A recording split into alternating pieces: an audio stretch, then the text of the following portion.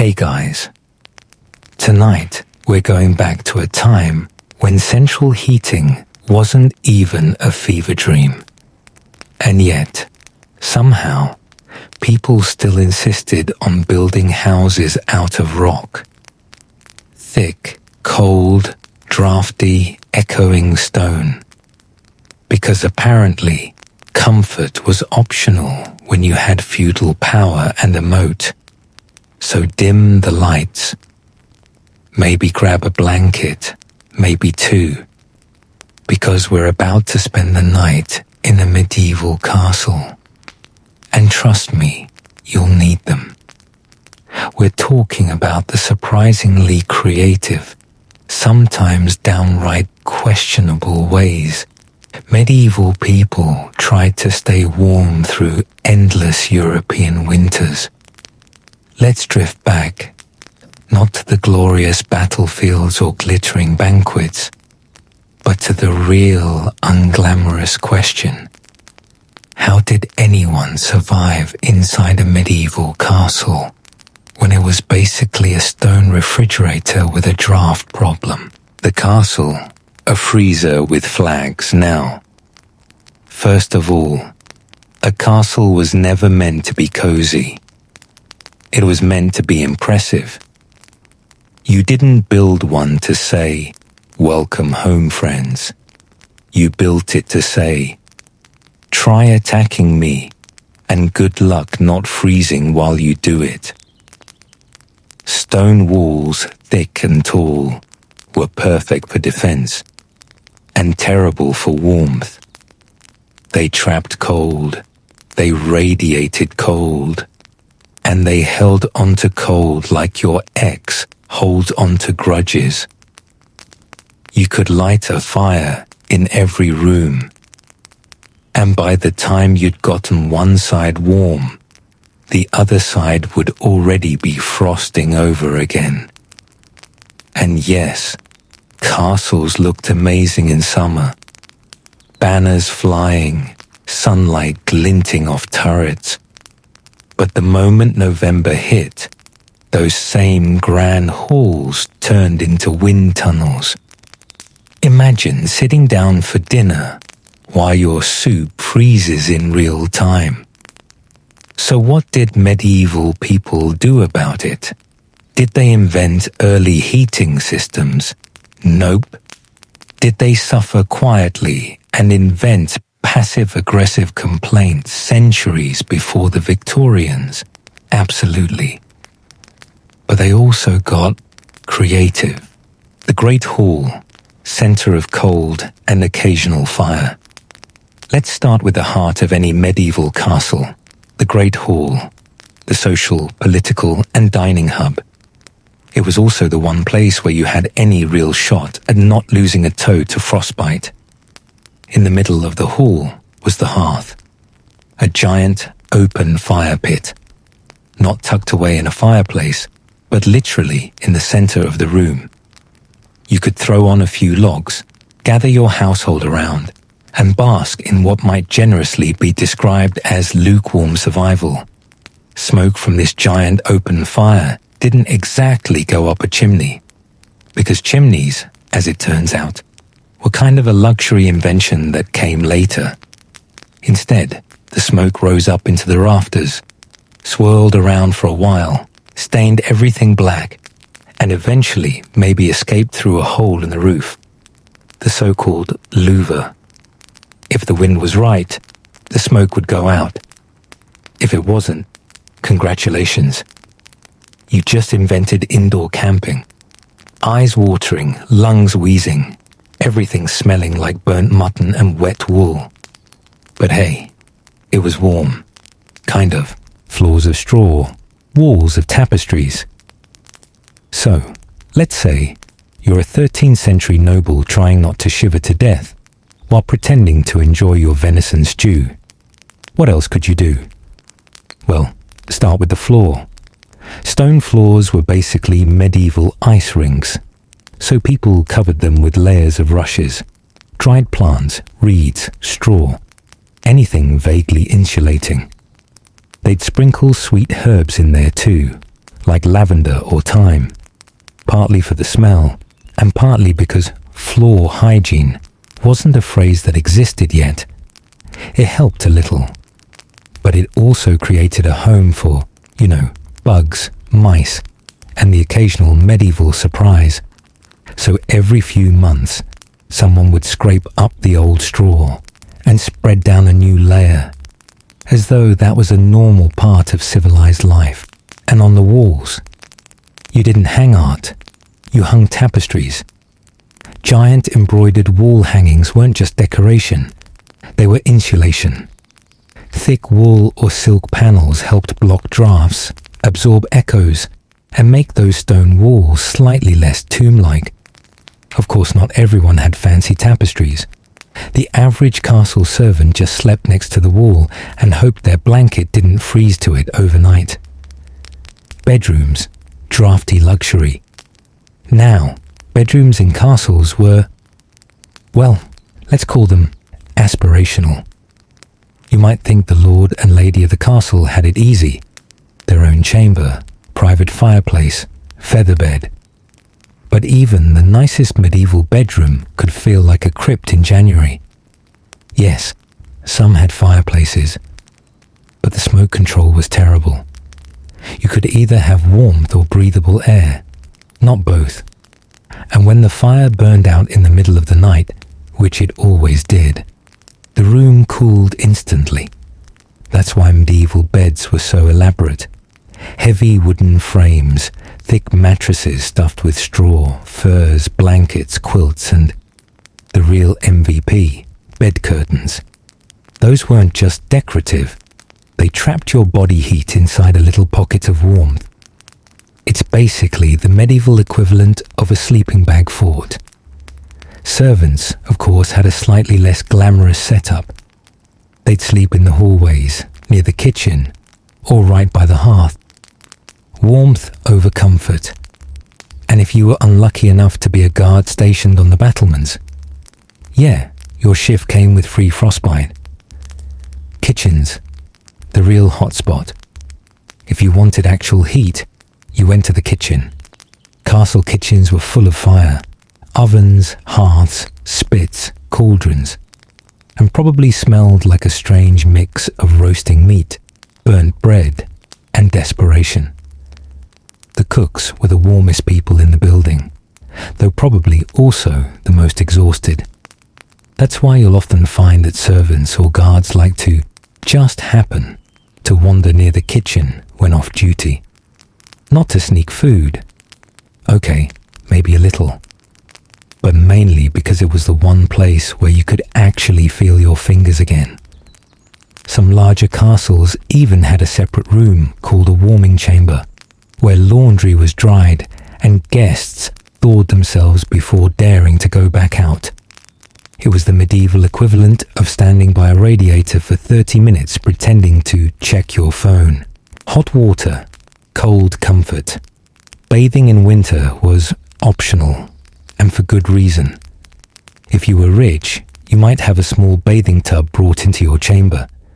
Servants would heat water in the kitchen and lug it up, bucket by bucket, while you tried not to think about how fast it was cooling. Bathing was a luxury, not a habit. And when you did it, you'd probably add herbs or petals. Again, partly for smell, partly because everyone believed certain plants warmed the humours.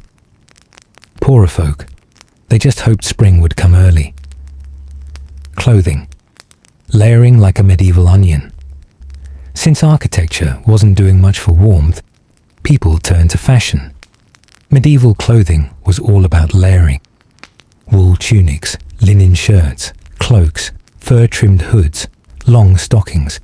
Basically, they dressed like everyone was always 5 minutes away from a snowstorm. And no, they didn't all wear drab browns and greys. Wealthy people loved bright colours, deep reds, blues, greens, dyed with expensive pigments. It made them look important and slightly less like they were dying of hypothermia. The truly fancy had fur linings, squirrel, marten, ermine if you were royal. because nothing says I'm warm and superior like being wrapped in small woodland creatures. Let's float over to another winter trick. Body heat economics. When all else failed, there was always the simplest heat source: other people. Servants slept side by side in the hall. Families huddled together in bed. Even animals sometimes came indoors for warmth. There's historical evidence that livestock were kept in lower floors or adjoining rooms in smaller keeps. Not just for protection, but for heat. It wasn't glamorous, but it worked. And when the alternative is freezing alone, you get real comfortable with the smell of hay and goat breath. Castles in the north. The real ice palaces now. You might think this was just an English or French problem. But oh no. Go farther north, and the challenge got extreme. Scotland, Scandinavia, northern Germany. All full of castles that looked romantic but functioned like meat lockers. The Norse and Scots were at least somewhat used to the cold though. They layered furs, built smaller keeps with thicker walls, and used peat fires that burned long and hot. Even so, medieval chroniclers loved to complain about bitter winters, as if nature was personally out to get them. Which honestly, it kind of was. And that's where we'll leave things for tonight's stretch of Castle Survival 101. Open fires, smoky halls, straw-covered floors, and the noble art of pretending to be warm while slowly freezing to death. But don't worry. In part 2, we'll wander deeper into the cold stone corridors to explore how royalty coped differently from servants, how heating technology evolved, and why even kings sometimes slept in their clothes until April. So pull the blanket a little tighter. Let the fire crackle in your imagination. And remember, no matter how drafty your room feels tonight, at least you're not sleeping in a medieval tower with an open roof vent for ventilation. Part 2. Royal Warmth. How kings and queens survived the medieval winter. Soft wind hums through imaginary castle towers as the fire crackles, faintly in the background. Welcome back, my brave blanket-wrapped listener. You've made it through the drafty great hall, the smoky hearths, and the questionable straw carpets. And now, we're heading into the royal chambers themselves. Because if you thought servants had it bad, just wait until you realize how miserable it could be to be royalty in a stone fortress during a medieval winter.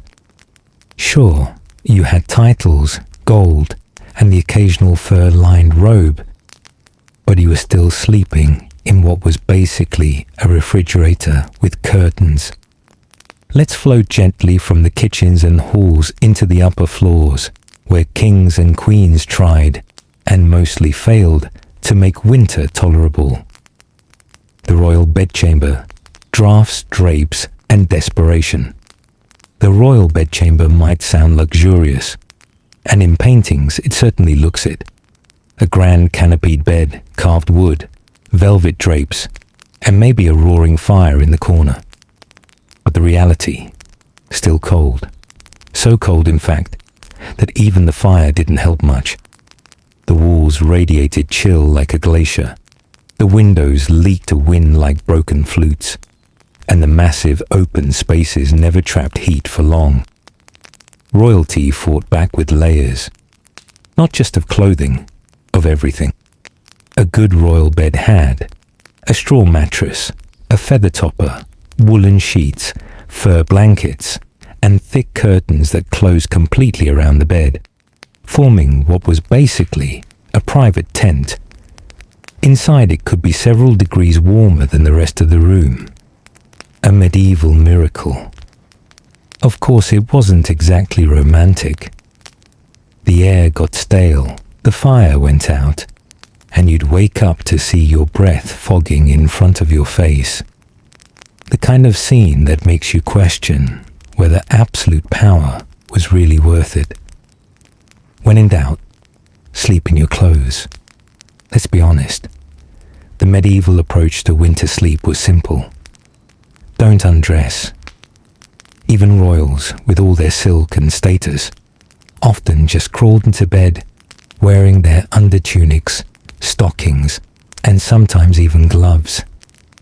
Because why risk hypothermia when fashion can wait till April? There are even accounts of nobles sleeping with small hoods on their heads, little cloth caps tied under the chin to keep the ears warm. Forget golden crowns. The real symbol of winter royalty was the nightcap. And no, they didn't change those sheets often, because laundry in a castle was a logistical nightmare involving boiling water, hauling, drying by firelight, and prayer. So people tended to rely on perfume, herbs, and denial. Chimneys, the medieval game changer.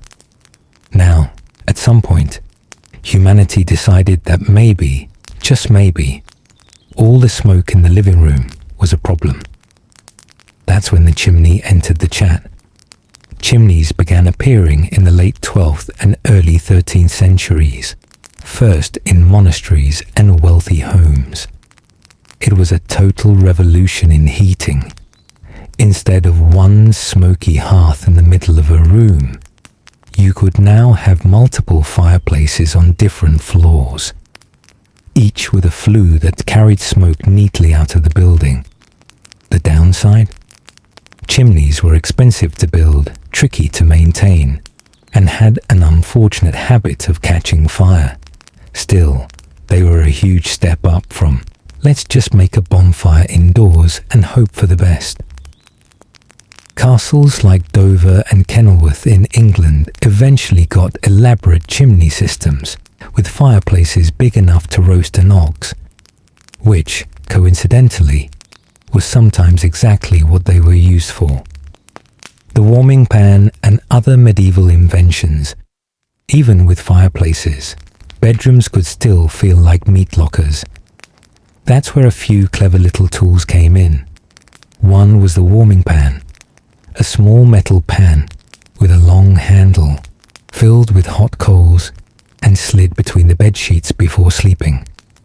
Think of it as a 14th century electric blanket, minus the electricity, and plus a small risk of setting your mattress on fire. Then there were foot warmers, little boxes with embers placed under your feet while you sat, and bed socks, though they didn't call them that, of course. They just wore layers until movement became optional. For the wealthy, fur-lined robes and heavy cloaks were essential indoor fashion. You didn't wear your house wore you, the servant's lot, living by the hearth. While royalty fought drafts in velvet, the servants had more direct tactics. Proximity to fire. They slept in kitchens, hallways, near ovens, anywhere the warmth lingered. Of course, that also meant they slept surrounded by smoke, rats, and sometimes the delightful sound of dripping fat from the roasting spits above. But still, warm is warm. In the morning, before the lords and ladies even stirred, servants had to relight the fires, fetch wood, and air out the chambers, which meant starting every freezing morning outside, carrying logs, and coming back in just to inhale another dose of smoke. It's a miracle any of them lived long enough to become characters in history books. Heating the castle strategically.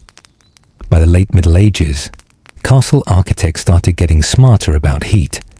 They began designing keeps with smaller rooms, easier to warm, and adding fireplaces in private chambers. Some even experimented with early underfloor heating systems, inspired by ancient Roman hypocausts. The Romans had perfected this centuries earlier. Hot air from a furnace flowed under raised floors, warming the rooms above.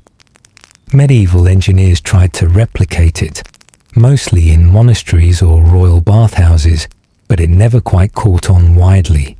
Too expensive, too complex, too easy to smoke yourself out. Still, the idea shows they were thinking about comfort, slowly, begrudgingly, but surely. A king's winter routine. Let's peek into a royal winter day, just to set the scene. You wake up in your massive canopy bed, half buried in furs. Your breath fogs in the air, the coals in the fireplace are barely glowing, and a servant is quietly tiptoeing in with new logs. You stay in bed until the room is warm enough to move without shattering. Breakfast is usually served in the side chamber, close to the kitchen. Because walking through a freezing hall first thing in the morning was a level of bravery reserved for knights. Throughout the day, fires burned in every occupied room, and the rest of the castle was simply abandoned to the cold. Entire wings could go unused for months, their doors shut tight to keep what little heat there was contained. And at night, the same process in reverse. Fires dammed down, tapestries drawn tight, and everyone wrapped in wool until morning. It's not exactly Versailles-level glamour, but it kept the blood flowing. Barely. Monasteries and monks, cold but composed. Interestingly, one group handled cold better than anyone: monks. Medieval monasteries were models of stoic endurance. Monks followed strict schedules, up before dawn, prayers in unheated chapels, hours spent copying manuscripts in icy scriptoria. Their solution wasn't luxury, it was layers and discipline. Wool robes, fingerless gloves, and sometimes even heated stones placed under their desks to keep their hands from going numb while writing. If you've ever complained about typing in a cold room, just imagine illuminating a Bible with a quill while your ink freezes mid-letter. Castles and candles. The subtle heat. One often overlooked source of warmth. Candles. Not much, but in a world without electricity, every flame counted. A few dozen beeswax candles burning in a closed chamber could actually raise the temperature a degree or two. Not to mention fill the air with a faintly sweet smell, and soot. For the nobility, beeswax candles were a luxury item, bright, clean-burning, and expensive. Servants and common folk may do with tallow candles, cheaper, smellier, and prone to dripping. But either way, when night came early and the cold pressed in, even a few flickering flames made all the difference. Let's drift over to a colder corner of history now. Not all medieval castles were created equal. Southern Europe, Spain, Italy, southern France had far milder winters, so their castles focused more on staying cool in the summer than warm in the winter. But move north, say, to England, Germany, or Scandinavia, and architecture started looking more like armor than housing. Thick walls, narrow windows, smaller chambers, all built to trap what little warmth existed. The irony, of course, is that the grander the castle, the colder it usually was. The rich built monuments to power, and then spend the rest of their lives trying to survive inside them. The smell of medieval warmth. Now, it's worth remembering that warmth came with ambiance. Every fire meant smoke. Every fur meant animal musk. The air was thick with a mix of soot, sweat, wood, and old meat. This wasn't the clean, cozy log cabin scent we imagine today. It was more campfire and compost, with notes of survival. And yet, for people of the time, that was home. Warmth and smoke were comforting because they meant life. If you could smell the fire, you knew you weren't freezing to death. Yet. Royal guests and the politics of warmth. Hosting visitors in winter was a role.